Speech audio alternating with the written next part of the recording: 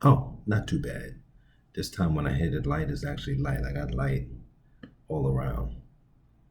I actually realized I have a studio light, but it's in my area that I have to reorganize. Hello, everybody. Trying to bring you a little more information. It's autobiography of growing up in the 70s and 80s, 1970s, 1980s. What it was actually like. Um, we're on Forster Avenue still. We're still in the 1970s. My neighbor and her daughter. We also had a neighbor that lived across the hall from us at Forster Avenue. Our neighbor had a daughter that was my age. I would go to her house sometimes just to play with another child. It was important to let children gather with other children.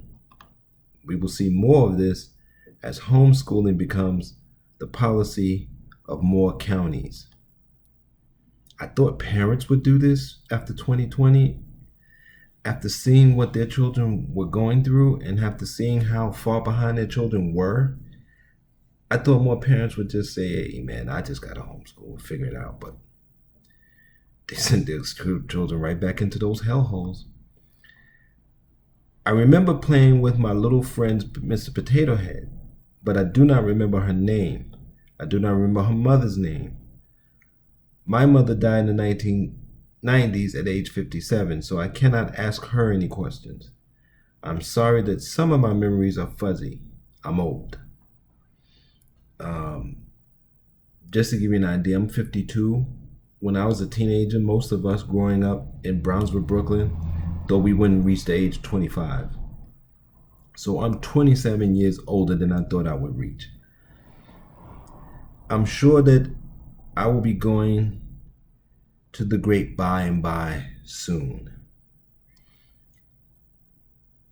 I'm undersupported, underappreciated,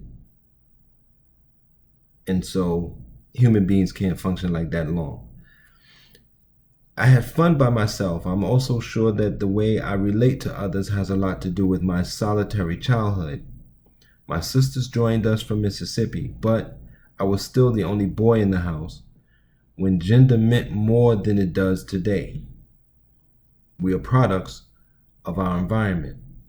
We learn from and contribute to our circumstances from birth to death. Social reality is dynamic. We are either progressing or regressing from the time we are born until the time we are put in the ground or cremated. Forster Avenue was a good fundamental structure for what communities mean or what community means. I'm sorry that so many young Black people were raised without knowing what group, emotional, and mental stability looks like. I really am. I talk about it a lot with my elders. I really wish that the young people today, they have so many tools and it's sophisticated in some ways in their mind. I just wish they could see what it would be like not to have blockheaded fathers and emotionally stunted mothers. Sometimes I think oh man, where they would go, it would be incredible. And that's probably why they won't see it, because there's still powerful people in place who just are uncomfortable seeing us stable. It just throws off the mindset of everybody. We're supposed to be the most unstable ones.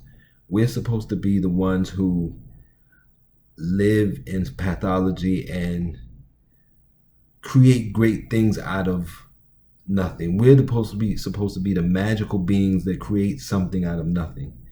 And that just throws everything off when we get stability and actually get to be human in a mass way as Black people.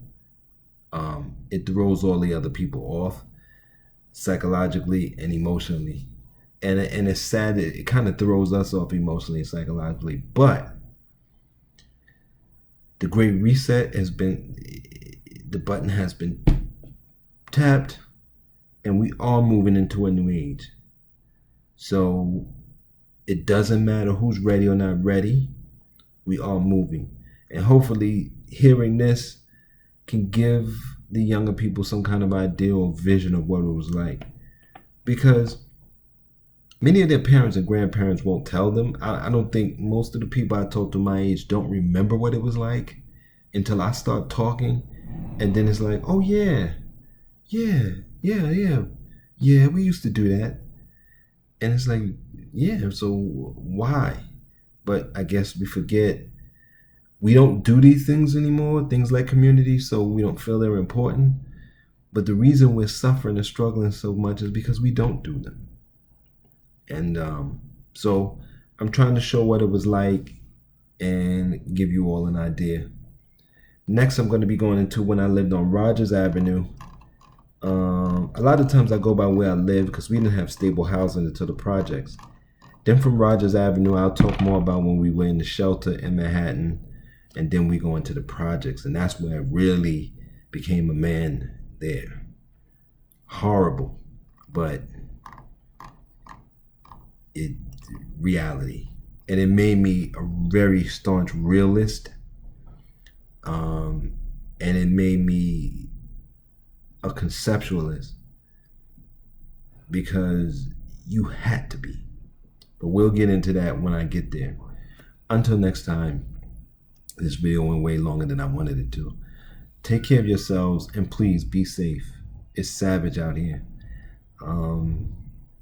People are not taking to the transition well, but we gotta get there. There's no choice. Take care, be safe. Oh, if you want to support, give directly, click the links, become a sponsor.